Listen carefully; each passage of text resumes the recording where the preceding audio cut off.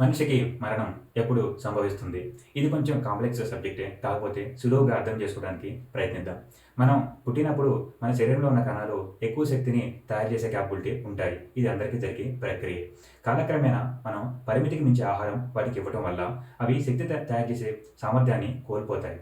దానివలన over the period of time మనం అదే విధంగా చేస్తూ వెళ్ళటం వల్ల ఎప్పుడైతే మనకి శక్తి కొంచెం ఎక్కువ మోతాదులో అవసరం అవుతుందో అప్పుడు అవి ఇవ్వటం మానేస్తాయి. దానివల్ల మనకు మరణం సంభవిస్తుంది. సో, దీనికి శరీరం యొక్క వయసుకి సంబంధం లేదు.